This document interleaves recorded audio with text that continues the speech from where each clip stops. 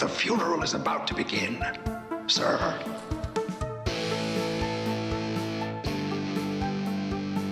I think we just picked up Dracula. It's got a death curse.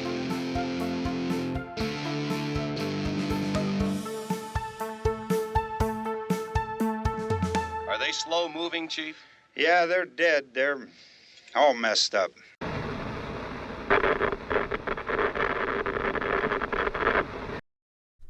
And welcome back to another episode of Never Not Horror. I am Steve Clark.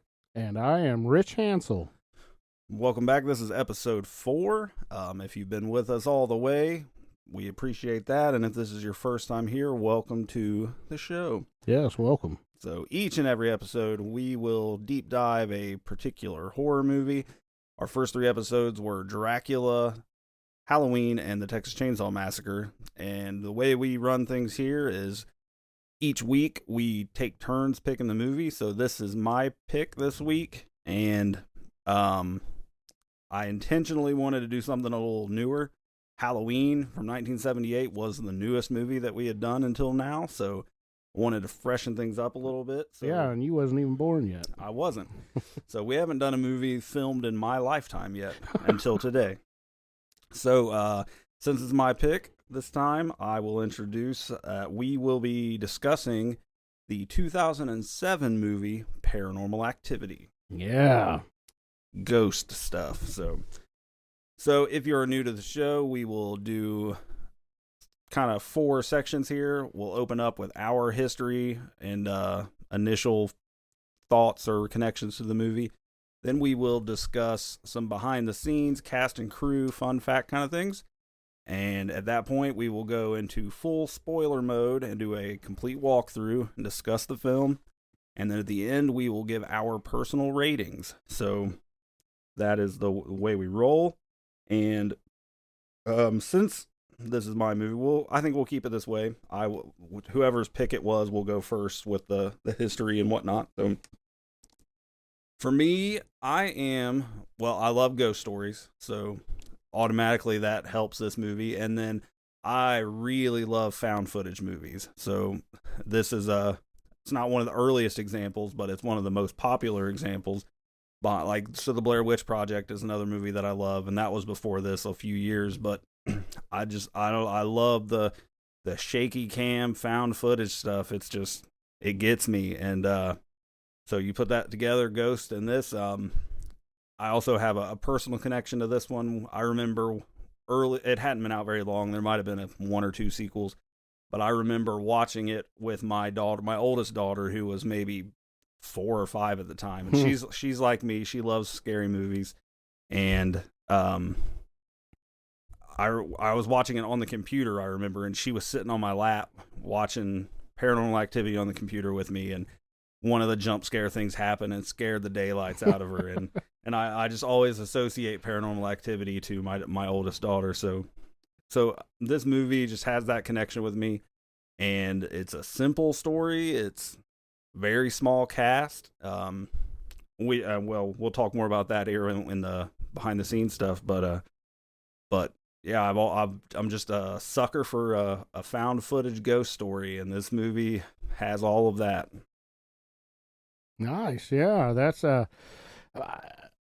mine is kind of the same. The first time I saw the movie was on the DVD release. I did not see this in the movie theater, but as the whole family, we would go to Blockbuster and pick out a movie, and we wanted to get Paranormal Activity, and I was super, super impressed with it when I first saw it.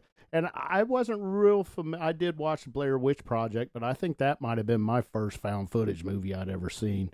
I know there had been there's several others, kind of lower budget or foreign releases of movies as found footage, but Blair Witch was my first one. So going in here, I kind of knew that it's not real, but you still had that feeling that it was so good. The camera work just seemed like it was a way I would move a camera around. But yeah, I live in an old house, 1861 it was built, so I hear things, and I connected with this movie not because of the demons or anything like that, but just the haunting. It's just scary, it really scared me. So, and the whole, like I mentioned, the whole family sat and watched this movie, and we all really liked it. And all my kids have seen every single sequel to this. I have not. I've seen, I think, 1, 2, and 3, but the rest of my family really likes this. So it's really fun to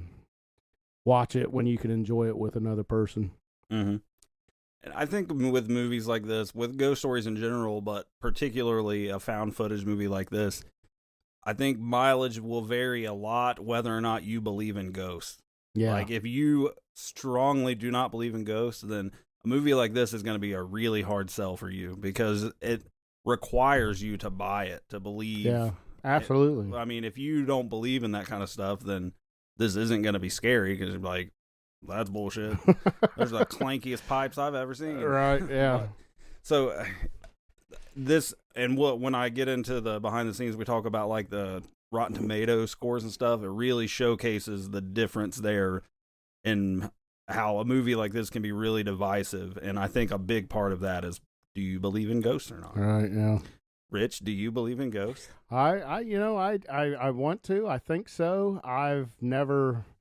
Well, I say I've never. I think I have had a few experiences, but I always put it to the clanking pipes thing, you know, and that might just be my subconscious telling me that so I can rest easy. Right. Make it easier to go to bed at night. Yeah.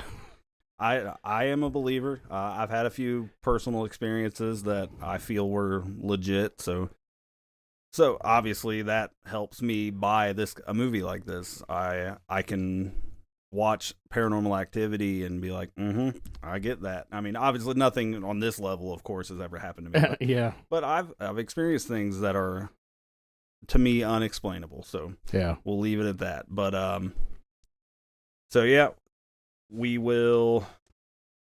And I don't want to sound like we're shortchanging anything here, but just with this being a newer movie and not an old classic, there's kind of less background to talk about, really, because this movie came out 2007, so not even 20 years ago. Yeah. So when you compare that to Texas Chainsaw or Halloween, like, we've had a lifetime to have association and memory to that, where this, we don't necessarily have that. So don't take lack of content in this portion to mean anything. Yeah. Because it's just a newer movie. There's less time to have association with it. Yes, and I have a lot to say about it in my summarization of this movie towards the end of this podcast, because it's good. Yeah. I'm curious to hear what your rating is going to be on this and your points as we go through, because I'll be honest with you, even right this minute as we record this podcast, I'm still not positive what my rating is yet. Like, I'm on a line. I'm close to where it's going to fall, but I don't know exactly. Yeah. It's going to be a game time decision. I have mine wrote down, but I'm not. I'm kind of the same as you, and I don't know. Maybe this will. Yeah, I'm open to being persuaded a little, maybe a half a howl one way or another. Yeah, because I mean, and I think that makes for an interesting, like a challenging movie to watch, because there's a lot to consider and a lot to think about. So. Yes. All right, so without further ado, we will talk a little bit about the behind the scenes and get into the background info. And it's an interesting story. This is a cool movie to talk about the behind the scenes stuff. So let's do it.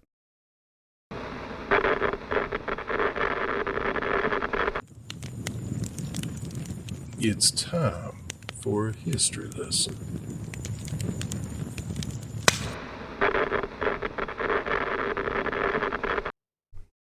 All right, so Paranormal Activity was on paper in 2007.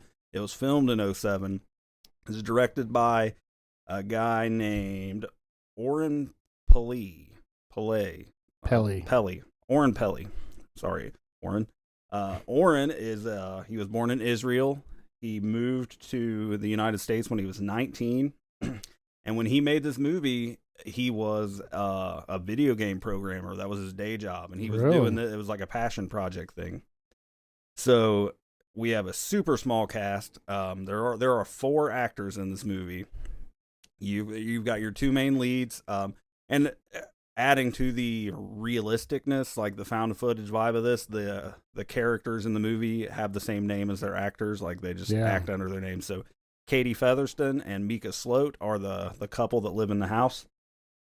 And then we have Mark Fredericks, who plays the psychic Dr. Fredericks. And then there is another girl, her Katie's friend Amber, who is in the movie a short bit. So yeah, very small cast and super small budget. So this movie was filmed in the director's own house. Really? Yeah. I didn't know that. So there's a documentary. It's not about just this movie. It's about the whole series up until the most recent entry, which was sort of a reboot kind of thing. But the first 6 movies in the film are covered in the documentary. It's called Unknown Dimensions. So it's a good documentary. If you're into the movies, into the series, it's absolutely worth watching. But so yeah, he filmed this in his house. Katie and Mika stayed in his house during the filming, like in guest bedrooms. Katie actually slept in the room that's the bedroom in the movie. That was her room. He remodeled his house to make it more like movie friendly. Like, so I mean, he did a lot of work to make it work. But yeah, this was filmed in his house. And the initial budget was only $15,000. Yeah, can you believe that? $15,000. Yeah. So, and it has an interesting story. So he filmed it. They did a ton of reshoots. So they'd do it, and then they'd watch what they had and edit together, and then they'd be like, "We need to get some more stuff." So they'd call him back, and so over a period of time, they did all this, and then they started screening it at festivals and getting feedback, and eventually Paramount got interested, and Paramount bought the movie and invested another $200,000 into it. Okay. So the actual final budget is $215,000. But there's a lot of interesting stuff that happened because initially Paramount was skeptical. Like, they had some offers to go straight to DVD with it, but Oren Peli wanted to do, did I say it wrong again? Peli. Why can't I get it? I guess that's it. That's how I've heard it. Yeah, Oren Peli. He was confident in its potential to go to theaters. So they kind of went back and forth, did some reshoots, and then ultimately the studio wanted them to basically just reshoot the movie. They wanted Oren to do it and reshoot the whole movie. The whole movie, just make a bigger budget movie. With real actors and just redo the whole thing. And he really did not want to do it. He was strongly against it, and they came to a compromise where it was basically like, we will agree to reshoot the movie only under the circumstance that you do a screening with 400 people with the movie as it is, and you guys have to attend, the studio execs. And they did that, and it was a hit. Like, one of the people involved in the documentary says that he'd never been to a screening like that because people were just getting up and leaving in droves, and he thought it was a flop, like, this is a disaster. And he got up to go to the bathroom, and he asked security guards what people were saying when they were leaving, and they told him, they said it's too scary. Wow, so they're leaving not because it's a bad movie, but because they're too scared. Right. It's also worth noting that during this process, and it was before the screening and all that, but during the process of trying to distribute the movie, Jason Blum, who would go on to create Blumhouse, the movie company, this was one of his earliest movies that he got involved with, and Blumhouse is a massive horror franchise. Yeah, huge. So Jason Blum, you think this funded him to be able to create his own production company? It definitely helped. I don't know if Blumhouse was officially started yet at this point, or if it was after. Because he was working for Paramount at the time. Right. And so he was like a senior executive. He came on as a producer in this movie. Okay. Yeah. So, I'm not sure which came first, but either way, I mean, Jason Blum, you can debate. I mean, there are some stinkers in there, but I mean, there are some like a lot of the well-known horror of the last 20 years is Blumhouse. Blumhouse, yeah, absolutely. I mean, you've got the whole Paranormal Activity franchise.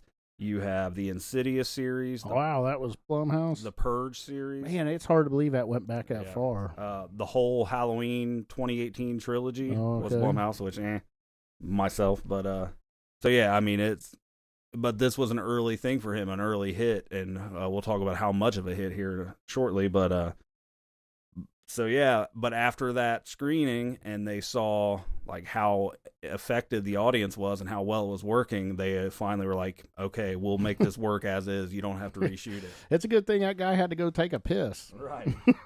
Right. Exactly. Find out what the security guards were saying. Yeah. So that, I mean, it's a cool story. So this sounds like a real true passion project by Oren Peli. It definitely was. Yeah. So yeah, and then we talked about the budget. So Oren Peli made it with $15,000. Paramount invested another $200, so you had $215, and it grossed $193 million in the box office. Golly. Just, I mean, as far as return on investment goes, that is a monster. And So that's how you end up with a 7-movie series. Absolutely. Holy cow. I wonder if like how much chunk of change Oren Peli got. I've heard that they bought it for $350,000 from Jason Blum and Oren Peli. I don't know if that's the number I heard to get the rights to make sequels. That it could be. I don't know that number, but they have to get royalties from this. I do know that, and I learned this from watching that documentary. But Oren Peli is a producer on all the rest of the movies, or really? At least through the first 6 anyway. But he did not direct anymore, and I don't know that he's directed hardly anything since then. And he says on the movie or on that documentary that like once you hit the lottery, you just take it and go. Like he basically retired from directing because this was just a massive hit. But I mean, he was involved in produced on the sequels, but some of the Insidious sequels, all the Chernobyl Diaries. Have you ever seen that movie? Those are really good. He was a producer on that. Yeah. So yeah, I mean, he stayed in horror as a producer and but not as a director, hardly at all that I could see. So well, good for him, man. Yeah, it sounds like his baby grew up to be a big boy. Right, you hit a home run, and you're like, all right, I'm calling it a career. That's pretty awesome. Yeah.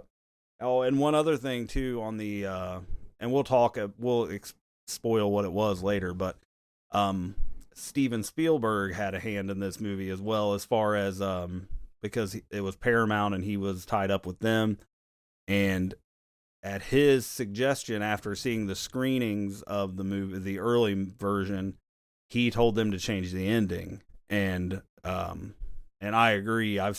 They show the alternate ending. You could probably see it on YouTube and stuff too, but they show it on the documentary, and the movie, the ending that's in the theatrical version is much better, in my opinion, than the first version, the alternate ending. So, and that was at the suggestion of Steven Spielberg, and it worked. Yeah, sure. How can you? Right. You gonna argue with Spielberg? Right. Not me.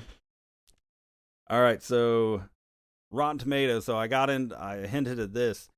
Of all the movies we've done so far, which is only number 4, but this is the biggest disparity between the critic review and the popcorn review. So, critic review of Paranormal Activity is 83%.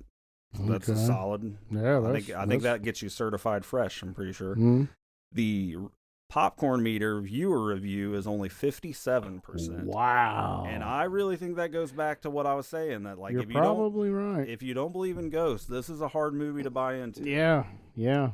So, I mean, you might even not even finish it. Yeah, I've definitely met people that say movies like this are stupid. Yeah, not me. I think I love it. I love this ghost story stuff. Me too. So it is the most profitable film ever made. You mentioned, and is it still? I mean, I don't know if it still is. Man, on a 215,000 to almost 200 million. That's got. I mean, there are $1 billion box office movies now, but they cost $500 million to make. Yeah. Too, so.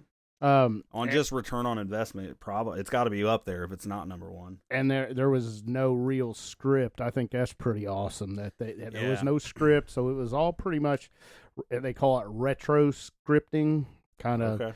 you just kind of give a plot and let the actors let them go. do it. And I heard that the actors, they actually did run the cameras. They didn't have to hire a cameraman, so that saved on budget. Yep. So pretty cool that the way they did that, and to let these have trust in these actors that they could do a good job. And like we said, there's such a small cast. There's only 4 actors in the whole movie, and 2 of them, other than Katie and Mika, I mean, Katie and Mika are on camera. I mean, they are 97% of the movie, I'd say. Oh, yeah. Yeah, I mean, the other 2 actors are only in it for maybe 5 minutes the whole time. So, I mean, this whole thing is carried by two people who are improving more or less, and that's the other thing I think with a movie like this, or any movie or book or whatever.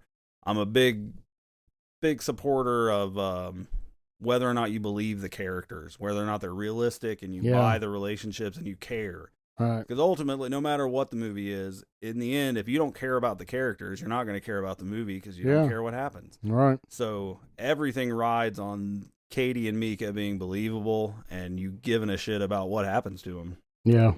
So I think that more or less covers the background info. Definitely a massive hit, and it spawned, as of now, 6 sequels. There are 7 Paranormal Activity movies.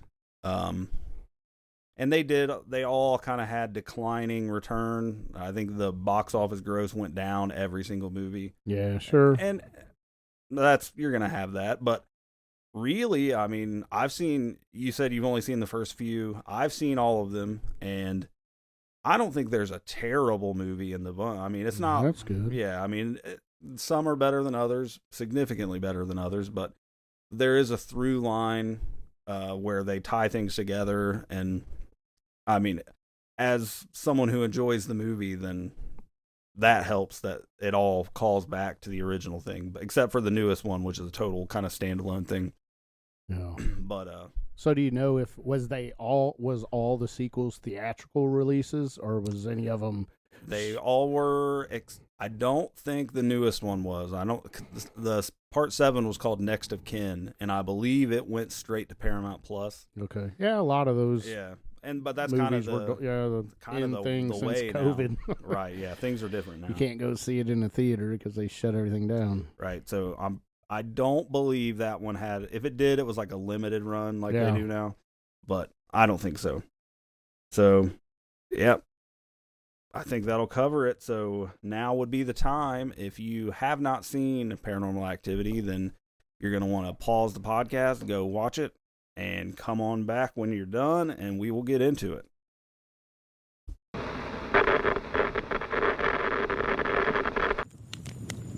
Last chance to turn back. Don't say we didn't warn ya.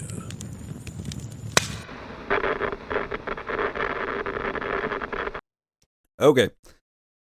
Paranormal Activity opens with sort of like an acknowledgement screen that I think is cool. It kind of adds to that whole believability. Yeah. Found footage is good for that. It's just a black screen, and it says Paramount Pictures would like to thank the families of Mika Sloat and Katie Featherston and the San Diego Police Department. Yeah. So that's cool. I mean, it kind of gives you that little, ooh, is this a true story? Am I watching Dateline? So the movie opens up, and we meet our core cast of the couple. You meet Mika first, and he has a camcorder. He's filming in his house, and then shortly after, his girlfriend Katie pulls in the driveway, and he's filming her. And so we meet this couple, and we get sort of fed a little bit the info. The reason that Mika has this camera is that some strange happenings have been going on in the house. Some weird noises and the like, and he's bought a camera because he wants to try to catch his activity on camera. Yeah. To try to help figure out what's going on. And right out of the chute, man, these two worked well together. Yes. You would think that they were married. Yeah. I mean, they yeah. It is very, very well done. These two actors that did this. Yeah, it's what I said. I didn't keep going because I wanted to wait until now. But when I talked about whether or not the characters are believable or not, this is what I meant, because I buy Mika and Absolutely. Katie. Like they absolutely could be a real couple. Yes. I mean, they seem genuine. And the camera movement that he uses is exactly how I would use it. So I mean, especially not being a professional cameraman. So yeah, that you don't want a professional cameraman. Right. That might ruin the movie, actually. Right. It's funny that you say that because in the documentary I watched, the director talks about how Mika was really good with a camera, and he at times had to tell him to like shake it some more because it's too good. It looks like you're just a cameraman. Right, yeah. So, Okay. Yeah, you got to keep the realistic bouncing around. So. Great directing. Right. And we get a little bit of backstory here. I mean, obviously weird things have been happening, and Katie mentions that this stuff has been happening to her since she was a little kid, because Mika throws out something about like, if it's some perv kid peeking in the windows on you or something, we're going to catch him. And she's like, well, this kid's been following me since I was 8 years old. Yeah. Things have been happening to her since then. So you get that weird things are going on, but it doesn't seem super threatening. It's just weird. It's unusual. Yeah. So his plan is and it's in the found footage. You got to have some reason to be recording stuff. That's the biggest knock you get with found footage is when things really hit the fan. Like why are they recording this? Yeah. I mean, if you're doing 24/7 camera work, you know, it you really got to have a really good reason why you're not hitting the stop button on that thing. Right. And that's why in this case, I mean, it makes sense. It's like, because a lot of where things happen in this movie is every night when they go to bed, he sets the camera up in the kind of at the foot of the bed and to catch anything weird that goes on. So, and that's the explanation behind it. Because you always, with found footage, you have to have a reason. To where, like with Blair Witch, they're filming a documentary, so it makes sense. They're filming, and some movies don't do that well enough, and you just be like, "This is stupid." They wouldn't still be recording. So they do. They set up a good reason for it. So yeah, that's kind of the plan. They set up a camera. They record some through the day, but mostly it's night footage to see if anything happens while they're sleeping, and then. So that first night you get kind of every night when they go to bed that has anything going on, you get like a caption on the screen, like night number 1. Yes. And night number 1, the camera, like it fast forwards through until something happens. So around 2 a.m., you hear this humming sound, like pretty loud. And that's another thing I'll say about this movie is it's much more effective if you have your TV turned up pretty loud, or if you're wearing earbuds when you watch it, because there's a lot of sound very subtle sounds. Yeah, and if you got a bunch of stuff happening in the background or the TV's not very loud, you're gonna miss it. So I agree. It's important to have that. But yeah, you hear this humming sound, and there's not really anything else. It's just like this weird humming noise, and then that's it. And then the next morning they get up, and the only thing that's noticeable is Katie finds her car keys are laying on the middle of the floor in the kitchen. So that's a weird poltergeisty kind of thing, whatever. Yeah. Could have dropped them though, Sure. Accident. Nothing crazy. So now they're talking through the day, and Katie has asked a psychic to come to the house to try to help them figure out what's going on. And Mika is a skeptic, and through all of this, even whether it's the believing in the haunting stuff, he definitely doesn't believe in a psychic. So all this stuff he's not really in favor of. All right. So, and Mika says he makes some funny jokes when the psychic comes, because he's late getting there, and he's like, "You think a psychic would be on time? Like he would know if traffic was going to be bad." Right. So it's realistic. Like that's the kind of thing that a smart ass skeptic would have to say. Exactly. Yeah. It just more fuel for the fire that they do a really nice job in this movie. But the psychic does finally show up. His name's Dr. Frederick. So he comes in and kind of tours the house, asks questions, gets the backstory. through this, you kind of get more info. Mika and Katie have been together for 3 years. She's a student. He's a day trader, which sounds like a fun job to me. Like, I'd like to be a day trader. Right, you just stay at home and day trade. Uh-oh. Paranormal Activity in the studios. Holy cow. Who fell off the shelf? Stunning Steve Austin just fell off the Oh, no. shelf. Oh, no. The Hollywood Blondes have broke up. Oh, man. That's awesome. I'm not cutting that out of the podcast. Oh, no. Absolutely, 100%. We're not doing anything. We're just sitting here, and one of Richie's action figures just fell off the shelf. I think he more jumped off. I think he flying elbow. Right. It's been happening to me since I was 8 years old. Anywho, let's see. So Katie talks about her early instances of this haunting when she shared a room with her sister when she was 8 years old, and she would wake up and there would be a shadow figure at the foot of her bed, and her sister would see it too. So obviously that's a scary thing. And then their house burnt down, and he asks if there was ever a cause determined for the fire, and there was not. Didn't appear to be faulty wiring or anything like that. So that's a little weird. Not suggesting the ghost burnt the house down, but so they moved, and then incidents started picking up when she was around 13, and now it's happening again. So we kind of get the info here that for like the last 3 weeks or so, these weird happenings have started popping up again after a long time of nothing. Yeah, and this whole interaction with Dr. Fredericks, I love it. I love this part of the movie, the interaction between those two, and Mika's, filming them as he kind of questions her and does an interview with her to get a kind of a backstory. So it's really good. You get a lot of information. If you miss this part of the movie, it's kind of hard to follow. Yeah. Yeah, it's a good use of the psychic to help. Really good set job. The stage. I really enjoy this segment of the movie. Mm-hmm. Yeah, and so she tells a little bit about what's been happening in their house now. They've heard banging noises and scratching sounds and whispering. Katie tells them that she's heard it whisper her name, and Mika acknowledges that he's heard things, but he's just not ready to accept that anything crazy is really going, like anything paranormal is happening.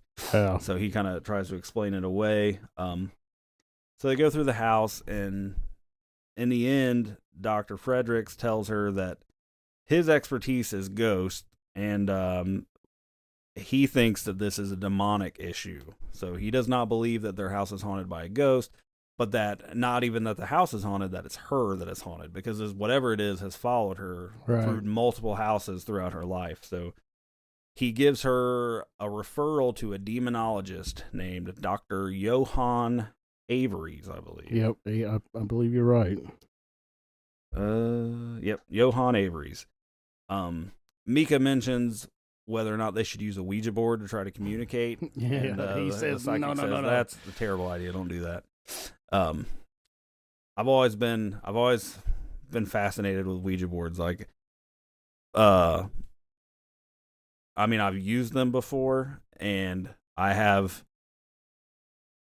don't know if fear is the word, but cautious respect for it. That it's not. I something, do too. That's not something to be played with. We have one in our game cupboard, and my wife wasn't hip on it, but I bought it online actually, and it was sent Amazon, and right. We actually played with it, and we got a name, and I said, it was a name that spelled out the consonants put together from the alphabet didn't make sense. Mm-hmm. But I Googled this name, and it was a real life guy, and that kind of freaked me out.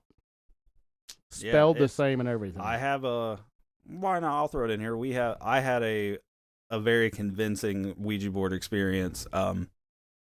My wife, she was my girlfriend at the time, but we were dating, and we went to my house. Nobody was home, and we had borrowed it, or it might have just been there from where we'd borrowed it before, but there was a Ouija board at my house, and we were going to mess around with it, and we had driven separately to my house, so she would have her car, she'd go home later. And as soon as we touched the Ouija board, it started moving, and it spelled the number 7 and then the word dust. And I was like, what? And it was strange because in my past experiences with it, I it's hard to explain, but like I kind of knew what it was going to say, even though I didn't really feel like I was moving it. And in this case, I didn't. I was really confused, but it was the number 7 and then the word dust. And then it dawned on me on the way to my house, I had been listening to the band Seven Dust in my car. Are you kidding me? No. Holy Not cow. at all. I swear to God. And I might have mentioned before, but my older brother passed away when I was 16, and he was a big rock guy. We had a really tight relationship, really connected, and so I think that was because I was skeptical of what was really happening with it. That I think that was hey, this is what you were listening into your car if you don't believe this is legit. Wow, yeah, that is creepy. Yeah, that was very strange because I didn't understand what it meant at first. But so yeah, that's my Ouija board story, and I have cautious standoffishness with those because I think things can happen. We don't get ours out very often. Yeah, we don't have one in our house. Sorry about the sidebar there, but we're personal experience. Yeah. That's why I think a movie like this works or doesn't work. Like, do you have experiences that you can relate to these kind of things? Yeah. So anyway, back to the movie. So Dr. Fredericks leaves. He's given her a referral to Dr. Johann Avery's, the demonologist. And so Katie mentions that she's going to call him the next day, but Mika is over it. He's like, we're not calling a demonologist. Let me work on this and figure it out. He thinks that he can either figure out what non-paranormal thing it is or figure out how to deal with it if it is paranormal, but he doesn't believe it is. And, I might go at it this way myself. If my family said, I think we have a ghost, I might come in it and say, I'll figure this out, whether it's a ghost or not.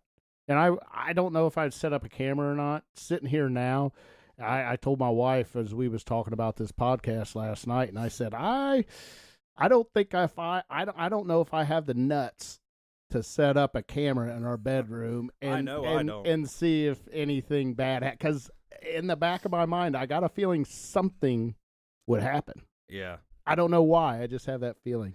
I wouldn't do it. And then I'd be scared shitless. I know people who have, we have Ring cameras on the outside, like the doorbell camera, and then we have a camera on the back of the house. But I know people have security cameras in their house, pointed at the entrances. Like, fuck that. I don't want to see it. Right.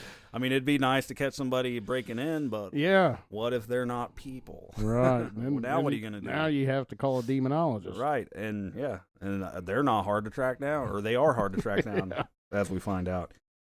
So, in the end, Katie agrees to not call him unless things get worse because Mika's really not feeling it. Yeah, she's going to let him do his thing for a while.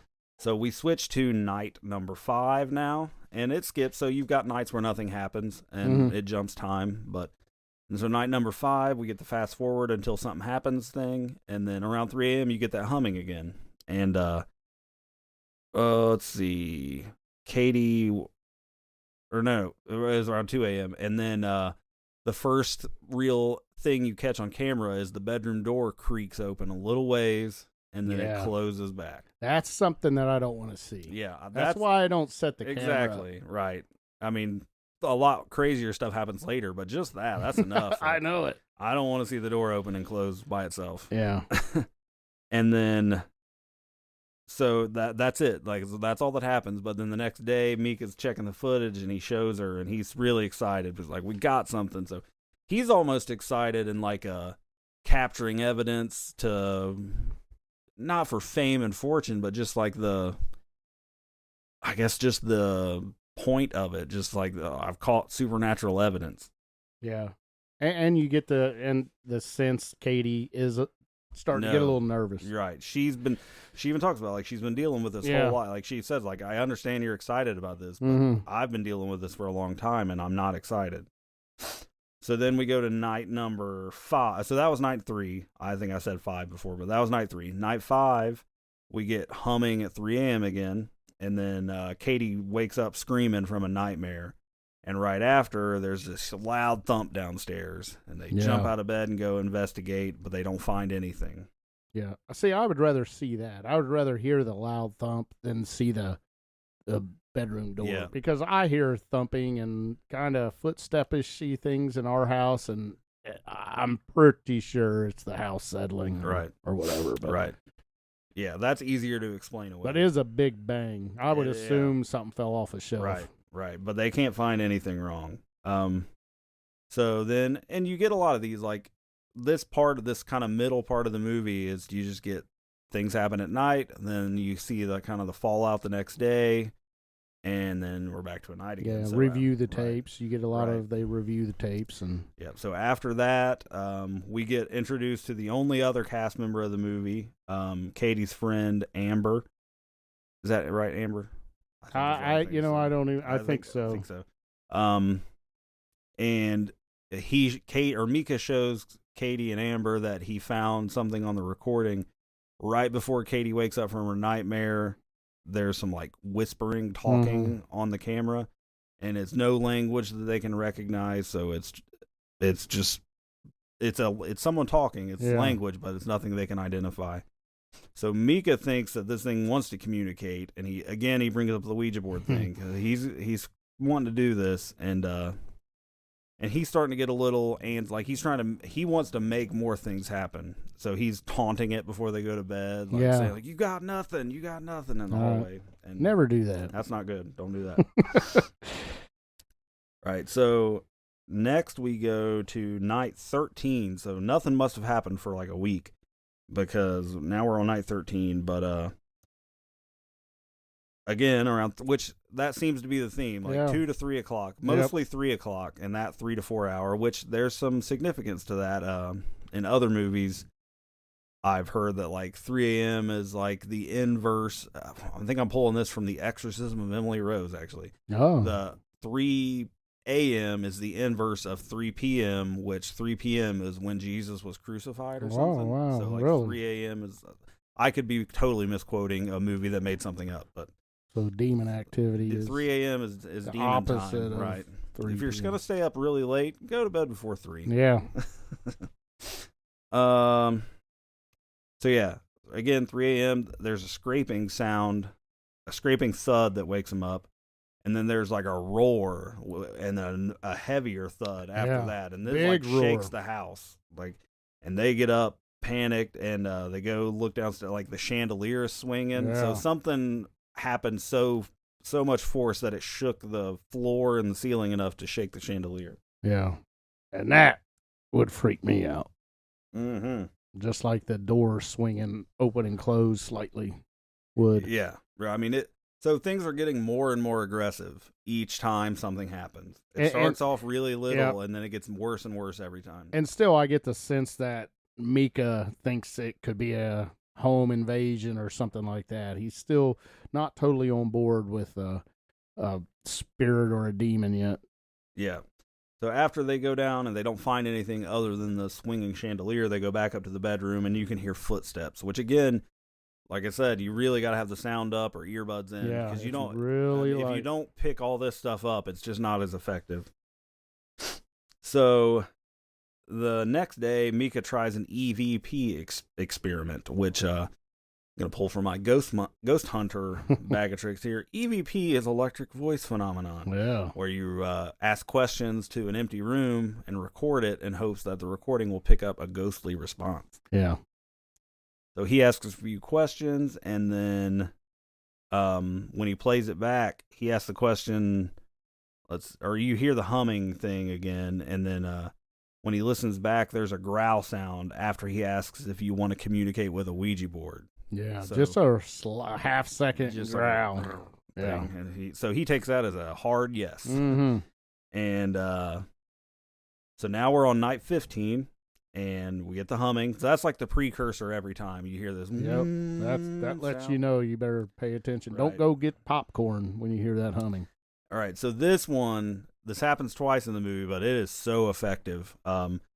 Around at 1:30, Katie sits up in bed, and then she gets out of bed, and then she stands there and kind of staggers around for a second, and then turns and looks at Mika, who is still asleep, and then she just stands there and stares at him for like 2 hours because the tape speeds up, and she's just standing there rocking back and forth. Kind of a trance-like state. Like for almost 2 hours, she never Very moves a step. freaky. Yeah, it is unsettling as hell. Yeah, and you know what? Sometimes I was thinking when I get up at night to go to the bathroom, I'm getting older, so I have to pee 2 or 3 times a night, and I get up and I move so slow, my knees and ankles hurt, that I kind of stand at the bed, and I would think that if my wife actually woke up and looked over, she would be like, "What the hell are you doing?"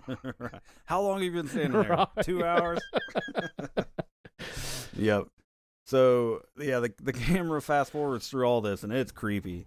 And then after almost 2 hours, she finally she turns and walks out of the room and goes downstairs. And then a little while later, Mika wakes up and finds her gone, so he goes to look for her. And he finds her outside on a porch swing, and she's really out of it. So it's almost like she was sleepwalking or something. But, I mean, she's just insisting she doesn't want to go inside, but she's really dismissive and just kind of out of it. She's acting strange. Still a little bit of trance-like state is what I gathered from it. So he goes back inside to get her a blanket at least, and he says he'll just stay out there with her because he's not going to leave her out because she's just wearing like little shorts and a tank top. And they're in San Diego, but I guess it gets cool at night. Yeah. So when he goes back inside, he's going through the ground floor, and there's a thump upstairs, and then TV static starts blaring, and he can see the TV light from upstairs.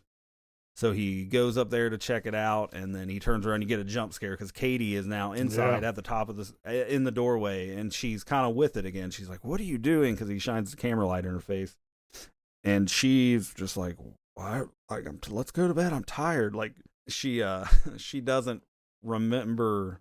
It's like she doesn't remember anything that don't remember getting up out of bed, don't remember going outside, which they confirm that in a minute, but like she's just still kind of out of it, but she's just like, "Let's go to bed, stop, turn it off and go to bed." So the next morning they watch the footage, and Katie doesn't remember anything at all. Like she doesn't. Only thing she remembers is standing in the doorway of the bedroom and him shining the light in her face. So everything in between is lost to her. But she sees it. She sees it all. She sees her get up, stand over top of his body, and all that. And well, actually, she didn't stand over his body, did she?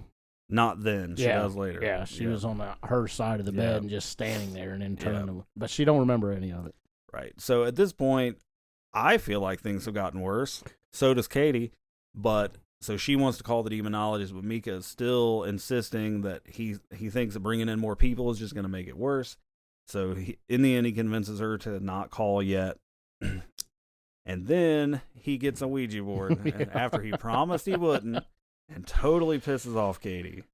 And it's the creepiest looking Ouija board. It's not it's not like the Parker Brothers one you can get at Walmart. This thing, it's got like a pentagram on it. It is sketchy as hell. I don't even think it says Ouija board. I don't think it does. This is like an actual devil board kind of thing. I don't know what buddy he borrowed this from. I know. Because that's his get out of it thing. He's like, "I promised I wouldn't buy a Ouija board. I borrowed one." Yeah. It's like, what kind of weirdo did you get this from? But so they were going on a date night when he shows her this, and he's not a smooth guy. Like, they're going to get out and feel better about things, and he's like, "Well, we got 10 minutes. Let's play this Ouija board that I told you I wouldn't get." So she is furious. Yeah. So they leave, and the camera's still on the Ouija board, and you hear the humming again, and then like the curtains and a plant by the window flutters. That's pretty creepy there. Mm-hmm. And then the planchette on the Ouija board starts moving around on its own, and then the board itself catches fire. Yeah, that's pretty awesome. Yeah, it burns for like 5-6 seconds, and then it burns itself out. So then they come back, and there's like scratches all over the board where the planchette was like digging into it. It had been pushed around so hard, and Mika wants to investigate right away, but Katie's still super pissed about it. So and at this point they get in a pretty serious fight over it. Like first big fight. Right. Tensions are at an all-time high now because she basically kicks him out. Yeah, and I'd like to point out that I think Katie Featherston does an absolutely amazing job with her transformation from, this bubbly young lady into somebody that is just, she looks tired. She really does look tired. She's wore out, not getting no sleep. So she does a really good job. Yes. So they kind of settle down, and you get the scene where Mika has to say on camera that he will. Well, she kicks him out of the bedroom, but then later they show him, and he promises to follow her rules and stop antagonizing the entity and doing anything to stir shit up.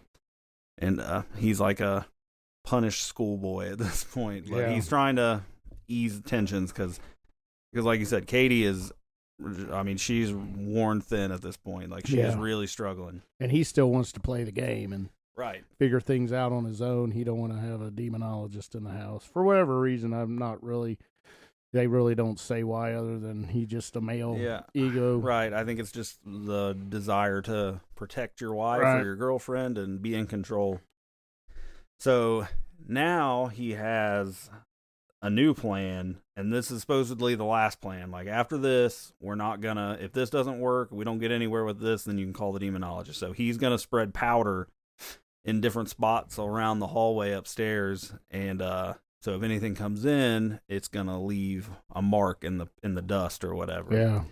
So he puts all this stuff down, and then a little while later, night 17, around 3:15 in the morning, they wake up to some noises, and there are prints on the floor. And this is the first time you see this. This is effective. This is good shit, because you can see it on the camera, like they appear one at a time in steps, and they're not footprints. They are like they look like dinosaur prints, like lizard feet or something. Right.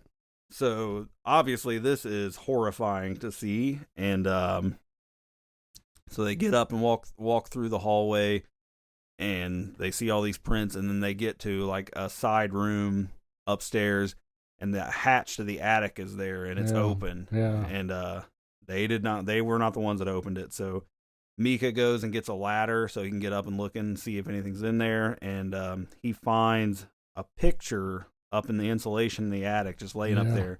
And it's a picture, the edges of it are burnt, and it's a picture of Katie when she was a little girl. And this is it's a good scene, because he hands it to her, and she's like, "No, you did not find this in our attic," because it's a picture where to assume it's from the house that burnt down when she was a little kid, like, hence the fire marks around it. I mean, she's just blown away that it shouldn't even exist. Like, this should have burned up in the fire, and now it's in their apartment. And she later, when they go to bed, she asks him where in the attic it was, and he's like, it was basically like right over our bed. Yeah. So that's just unsettling stuff. So that didn't work. Yeah. Things got worse. The powder thing did not work. Yeah. Well, it worked, but I didn't get any results. I didn't get anywhere with it. So Katie's going to call the demonologist the next day, and she calls, and he's like out of the country. So she calls Dr. Fredericks back and tells him what's going on, and asks him to come back. So he comes back, and Mika's still just being Mika, being a stubborn man, and he's not into this. But Dr. Fredericks is going to come the next day, so it's not the same day. Yeah. So that next night, which is night 18, where they're sleeping, and then a light comes on downstairs. So you see like the stairwell light up, and then you hear some heavy footsteps, and a light goes off, and then the bedroom door slams. Yeah, so this is really effective because it's violent. Like, the door just slams shut. Slams like my teenage daughter might slam a door. Right. And then when they get up, there's a loud boom behind the door, pushes them back off of it for a second. So they open the door, and they go down the hallway, and then the bedroom door slams shut again, and there's noises inside. So Katie is hysteric at this point. Like, like you were saying, her progression to just this thing wearing her down to the point of madness is really, like, you believe her every step of the way. You do. She does an amazing job. Yeah. And with any ghost story, like, this stuff scares me, because home is where you're supposed to be able to relax and put your guard down and be at peace. And if you can't do that at home, if you're being invaded and attacked by something, especially something you can't see, like home invasion movies are scary too, like The Strangers. Yeah, those are real scary. Right. But at least in that case, like, if you were fortunate enough to get a gun and like take them out or something, there's an end to it, to where what do you do here? Yeah. So, I mean, it's just it feels hopeless when in a situation like that. So yeah, that next day, I mean, and so this next day is the first time that anything happens in the daytime. Yeah. You get daytime activity. And they're just sitting there eating silently, like, because they're exhausted. They're not talking. And then there's a thump and like a glass busting upstairs. So nothing's ever happened in the daytime. So they weren't prepared for this. And they go up, and eventually they find there's a picture on the wall of Katie and Mika, and it looks like it's been punched. Yeah. And the shatter mark is centered over Mika's face. Yeah. And he wonders why. Right. So that evening the psychic comes, and this is super effective to me, I think, too. Like, he walks in the door and he's immediately like, oh God, like, shit. Yeah. He walks in and he's immediately leaves. He comes in and he's like, it is overpowering in here, and this entity is very aggravated that I'm even here. Yeah. And he's like, I have to leave this room right now. Dr. Johan Avery's will be back in a couple days, and he will be able to help you, but I have to get out of here. I shouldn't be here. Like, he walks in and gets one dose of the vibe in here, and he's like, oh, yeah. Fuck He this. feels that he's out. Yeah. That dude is out. Yeah, he is not going to be help at all. So, and I mean, Katie's devastated. Like, she was clinging to hope that this guy was going to be able to help her, and no he help is at all. no help at all. So now we go to night 19. And this time we see the blankets on the bed kind of blow up like a big wind hit it, and it blows the blanket up off of Katie. And you kind of see her foot get tugged a little bit. Like, it doesn't wake her up, but you see her foot move a little bit. Maybe she just moved her foot in her sleep, but I took it as a tug. Yeah. Um, Kind of looks like something went up underneath the sheets with them. yeah. Is what I got the feeling of. The first one was kind of just like a whoosh, and then I thought it felt like a body went up underneath and was in the bed with them. Mm-hmm. So, and then nothing else happens for a little bit, and the camera fast forwards a little bit, and then later, that closet where the attic hatch is, the light comes on, and then it goes back off, and then there's a noise that wakes up Katie. And that's basically it. So it's a little bit of a downgrade from the previous night, but things are still happening. More so like things that are aggressive, but they don't realize it, like potentially something getting in the bed with them. So the next day, Mika's been doing some research, and he finds the story on the internet about this woman named Diane who has experienced a lot of the same things, like a lot of the eerie, like uncanny similarities, like stuff happening when she was 8, and just all this stuff happening to her. Parallel to to Katie's situation, pretty much. He explains it like exactly happened to her. Now I have a question for you. Okay. Since you've watched most of the sequels, is that anywhere in any of the sequels or prequels? Do they talk about Diane? I don't believe so. Okay. I could be. It's a lot of the sequels I've only seen one time. Yeah. But I don't remember. I mean, there is. I remember like kind of the lore of stuff that comes, but I don't remember anything specifically about her. Okay. So this may be just a one-off thing. Yeah. But this lady died, so yeah, that has Katie on it. I mean, we're at a breaking point now. Like, I mean, they are at the edge of the end of their wits for sure. So we are down to the final 2 nights. Night 20, there is a shadow on the door, which that's cool. Like, you see it move across the door. Yeah, that is pretty scary. That's something you don't want to see either. Yeah. Right. And then Katie is pulled out of bed. Like, so this thing grabs her by the ankle and pulls her out of the bed, and then it drags her down the hallway, and she's screaming. Mika wakes up and jumps out of the bed, and he's chasing her down the hall, and this basically tug of war for Katie with this thing in the hallway. It is so creepy looking. It's such a good job. You don't see no cables. You don't see no rope or nothing that pulled the actress out. It looks so genuinely real, and it freaks me out, actually. Yeah. And the way Mika jumps up out there, if my wife got drugged like that, she might as well kiss herself goodbye, because I ain't going to be able to jump up like he did and run across that bed and hit the floor. My knees and ankles are going to be I'm gonna Mr. Magoo it out there. Be strong, baby, kick her. Yeah, and in that documentary that I watched, they like talk about how they do basically all the effects. Like it's something to do with like using the I don't know all the lingo, but basically like they took the background of the image and like filtered it over itself so that someone could be in the frame doing all the ghost stuff, but then they could filter the room back over it so you couldn't see them. Kind of put two. Right. So like Oren, the director, Oren Pelly. His girlfriend pulled her out of the bed. Like they bought like an ankle like bungee harness, and she pulled her out of the bed. And then they had a friend like down at the end of the hallway, and he pulled her down the hallway. I gotcha. So there was two pullers, one to pull her out of bed, right, and the other one to pull her down the hall. Kind of two different directions. And then they filter over like, I mean, it's movie magic stuff, but on such a tight budget that they were able to do that. Like the Ouija board thing, when it catches fire, like someone was just standing there with a lighter, and they just lit it. Like they'd get whatever like flammable something on it, and lit it with like a stove lighter, right? But then they filtered over it so you couldn't see him. So very well done. Everything looks good. It does. You don't ever really see good. anything.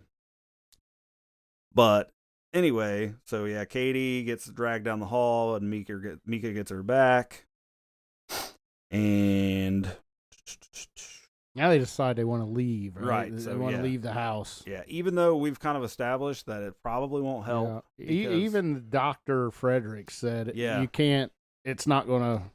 Leaving's not going to help. Yeah, it's not going to help. I still would have left.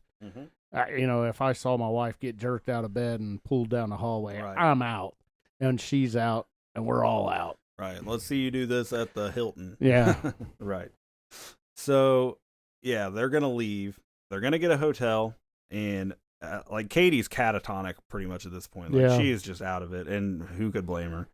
And he has her pull her shirt up, and she's got a nasty bite mark. Yeah, on it her looks back. like a human bite mark. Yeah, I mean it's bad. So really sore. He touches it, and she jumps. Yeah, things are really getting bad.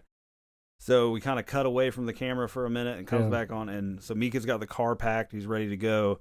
And he finds Katie sitting on the floor, like downstairs, and just, like I said, catatonic out of it. And she's got a wooden cross in her hand, and she's squeezing it so hard that her hand is cut, and she's bleeding. And Mika flips him out. Now he's pissed. Yeah. He's really pissed. He actually takes that cross and lights the fireplace and burns the cross. Which I don't know if that was a good thing. Did he burn the cross or did he burn the picture? Thought he burned the cross. I'm pretty sure he threw that cross in there. Because he's like, I'm so done with this shit. And I was thinking he threw the picture of Katie in there, but I think it was the cross. Okay. I think they hit on it. Okay. With the camera. But now Katie says she doesn't want to go. Like she's up in the bed, and he's trying to rouse her up and get her out of there so they can go to the hotel. Yeah, now she's saying she don't want to leave. She's saying she's like, still we'll be okay. It's better if we stay. She's acting very strange, very weird. And then Mika he's frustrated, and he's like, fine, whatever. And he leaves the room, and she's like, I think we'll be okay now.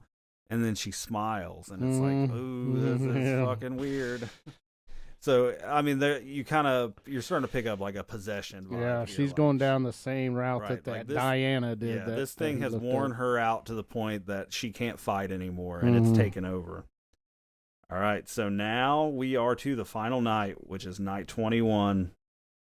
So Katie wakes up and sits up and gets out of bed and does the standing there staring thing again. But this time she goes around to Mika's side of the bed and stands over him looking at him for another 2 hours, and it's just so creepy. Yeah, it is. And then when it stops fast forwarding, she goes back around the bed, and you see her leave and go down the stairs, and then maybe 10 seconds later, she starts screaming for Mika, and Mika impressively dives out of that bed. Like he's like a cat that just got scared. He's on just in midair jumping out of the thing. So he jumps out of the bed and runs downstairs, and you just hear it's just screaming chaos down there. And then you hear him scream, and then it's silent for a minute. Yeah. And then you hear footsteps coming, thumping up the stairs, and then just all of a sudden, Mika's body flies into the room and hits the camera, and the camera falls to the ground. And Katie's standing in the doorway, and there's blood all over her shirt. And she's fully possessed at this point. Yeah. And she walks into the room, and then she gets down on her hands and knees, and she sniffs him, Yeah. sniffs his body. Right. And then she looks up at the camera, and she crawls forward a little bit, and then her face, like, deforms into this, like, demon thing, and it's like, rah! And she bites at the camera, and that's the end. That cuts away from the end of the movie. And that's it. And, then it shows, and then it's like the beginning. It shows text on the screen, and it says, Mika's body was discovered by police. Did you catch this? On October 11th. Oh, your wife's birthday. You see the continuity here? The Yeah. last episode, that was when Texas Chainsaw Massacre released, and I mentioned that was my wife's birthday. Then the very next episode, Mika's body is found on October 11th. So that's paranormal. But yeah, Mika's body is discovered by police on October 11th, and Katie's whereabouts are unknown. Yeah. And that's the end of the movie. So, yeah. Woo. Yeah. So let's talk about that alternate ending then. So have you seen it? Have you seen the alternate ending? Now the original was never recorded. Is that right? Like there was one, the very first one was not recorded, or it's never been seen, and then they redid it, and that one was seen, and then Steven Spielberg wanted to reshoot it. I'm not sure. The way I understand it, and the version that they show on that documentary, I think was the original ending. Okay. And then that was the one that Steven Spielberg said that he recommended they reshoot and do differently. So in that alternate ending, the police show up, and 2 police officers come upstairs after Katie has killed Mika, and they see Mika at the top of Katie at the top of the stairs, and they shoot her and kill her. Oh, that's right. I don't remember it, but I do remember just yesterday or the day before, while doing research for the podcast, I read that. Yeah. But I didn't see it. Like they freaked out and accidentally shot her. They didn't mean to shoot her, but yeah. So they it's heard sort of a Night of the Living Dead ending where it's like, oh shit, the survivor got killed too. Yeah. Which Katie wasn't really a survivor per se because she was possessed, but that was the original ending of the movie. Okay. And Steven Spielberg said, reshoot the ending and let the girl live. So that is how we ended up with the theatrical ending that we have, which played into the future sequel. They didn't know at the time what a massive hit this was going to be, that they would be doing sequels. But once it hit, huge hit. We have to do sequels. Yeah. And Katie is in most of, if not all of the sequels also. Like, oh, she is. She's not the main character. Well, so part 2 is her sister, and it's sort of a prequel and a sequel because it takes place before and after the first movie. Okay. But it's stuff happening at her sister's house. And Katie comes to visit. Yes. Is so Mika in the part 2 at all? A little bit, just here and there, like maybe one scene. Okay. I do know I saw it, but it's been probably since and it then came out. Part 3 is Katie and her sister Christy when they were little. Like home video from then, so it's a real prequel. Yeah. But even in 4, 5, and I've only seen 4, 5, and 6 once, but Katie is in some of, if not all of those. Also, okay. I do remember one where her grandma is like in a cult or something. I think that's 3. Okay. But that is kind of the through line, which spoiling a little bit of the series. Like there's like a witch cult thing that they end up going with. So, had they not changed the ending, that wouldn't have worked because Katie needed to be alive, at least in her possessed form. But so that's Paranormal Activity, and for what it is, it's just, I think it's a great movie to have the success it did. I mean, this was Blair Witch was maybe the first huge hit found footage movies. There's stuff before that, but Blair Witch blew it up. Paranormal Activity launched a lot of careers. Launched a full franchise. Yeah, Blumhouse really took off after this. So, I mean, it's hard to deny what it did. And like I said in the beginning, I think mileage varies based on what you believe. If you don't buy Ghost at all, then this movie's not going to work for you because a lot of just like, ooh, look at that spooky thing. Like Yeah. but if you believe it, it's very effective. So Yeah, you're right. Even if you're a horror fan, like you said, even though you love horror movies and you don't buy into the ghost thing, like you said, it might not probably do not, anything. yeah, it's not going to do You it. may love Friday the 13th, but, you know, Mhm. Amityville Horror and Paranormal Activity doesn't do it for you. Right. And found footage puts people off. I know Yeah, people some who of it can't does. handle, they don't like the handheld camera footage thing, which Yeah. I think this movie does a good job of not being too shaky Yeah. and making you sick to your stomach. Yeah. Like I some think do. it's awesome. I Yeah. think it's really good and work. Yeah, and you get a lot of stationary camera stuff Mhm. where it's on a lot of tripod. it's on a tripod. Yeah. So that helps. But all right, well, we will go ahead and transition to our final ratings.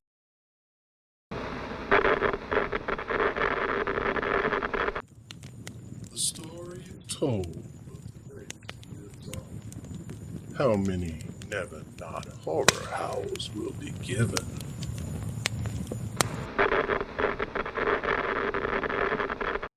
All right, since this was my pick, I will go first. And like I said at the beginning, coming all the way here to record this, I wasn't really sure because I'm looking back at the ratings I gave the previous movies that we've done and where this falls. Like, I love this movie.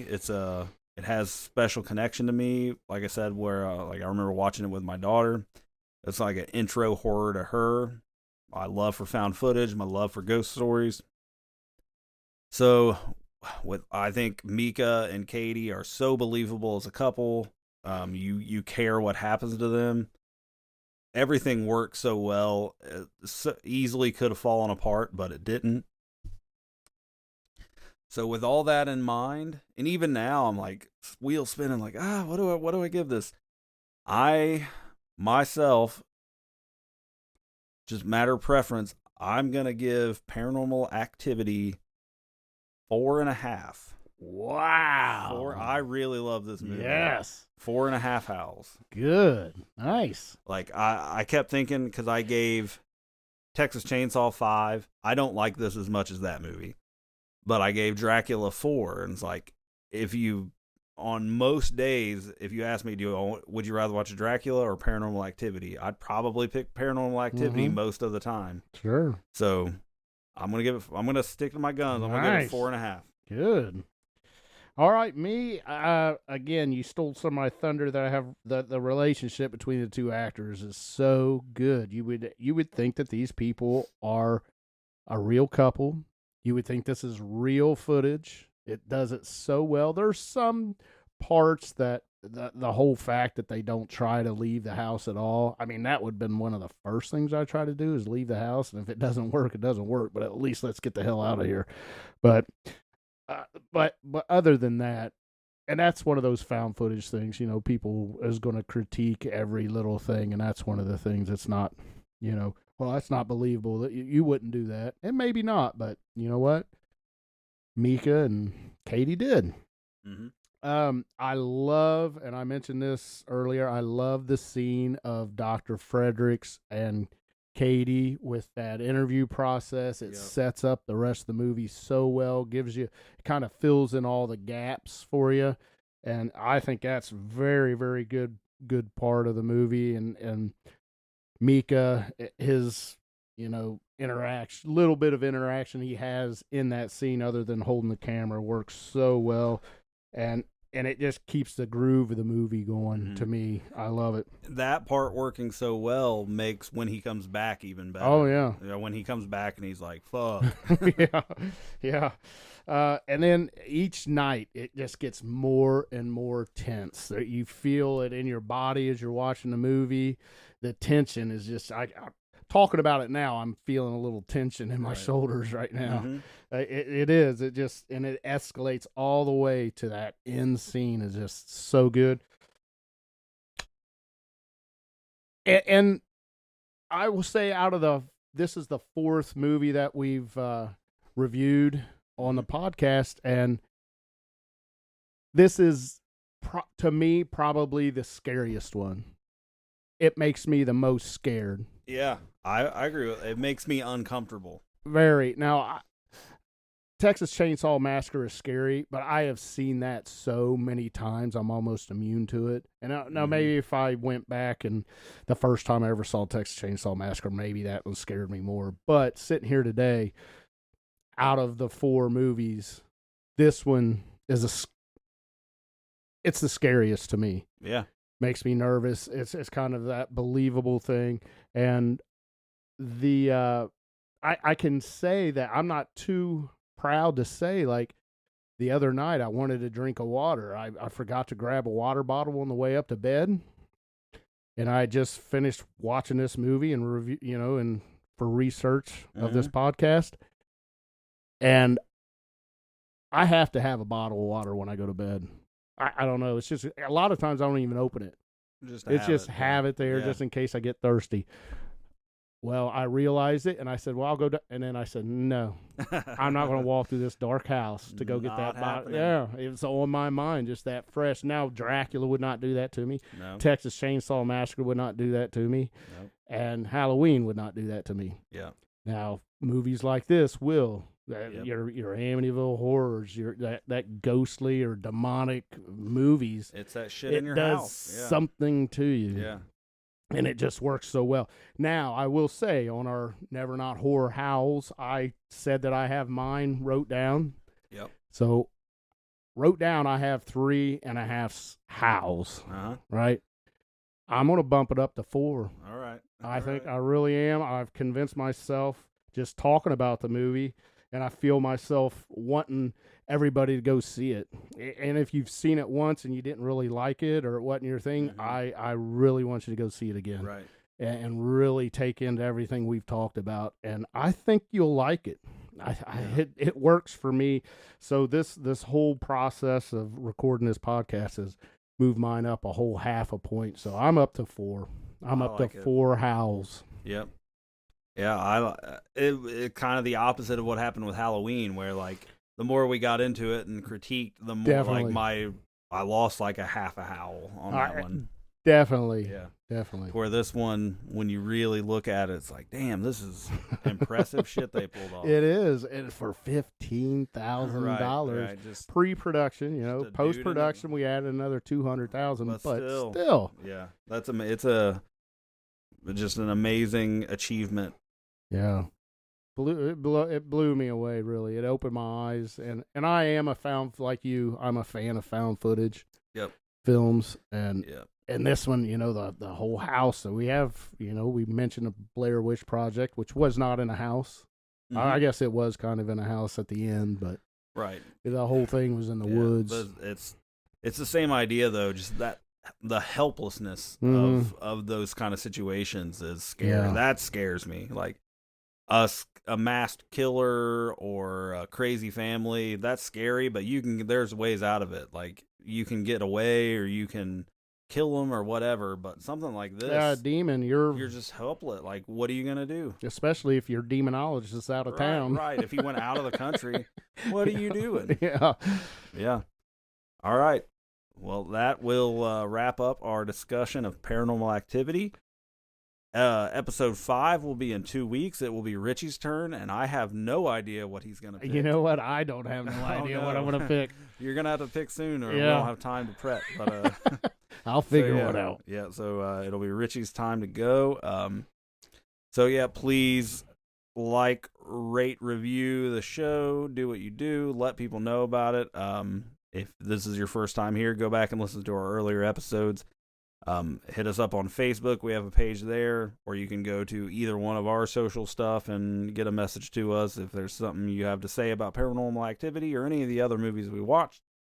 If you got something you want us to review down the road, we're always open for yes, please. I'd love to hear suggestions. I've got plenty of things I want to watch, but we will absolutely at some point do like a fan vote, maybe like a milestone episode, like fan vote. What do you guys want us to cover? Yeah. And as we get I think we've been pretty on par. I don't know that anything we've reviewed our reviews have been pretty close within a howl of each other. Yeah.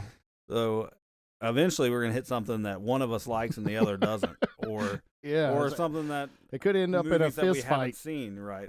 Like I can't imagine that, But I mean, who's to say? You know? Yeah. So yeah.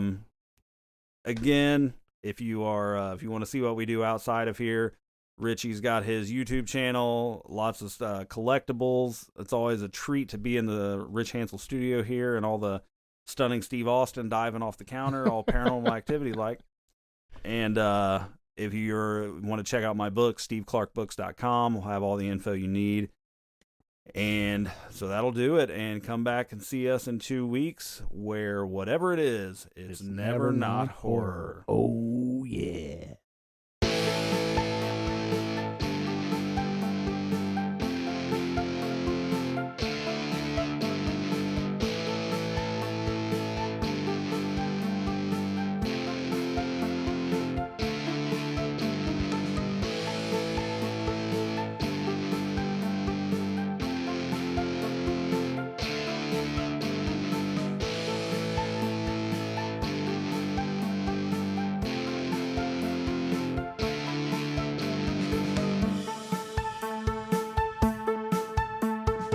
Are they slow moving, Chief? Yeah, they're dead. They're all messed up.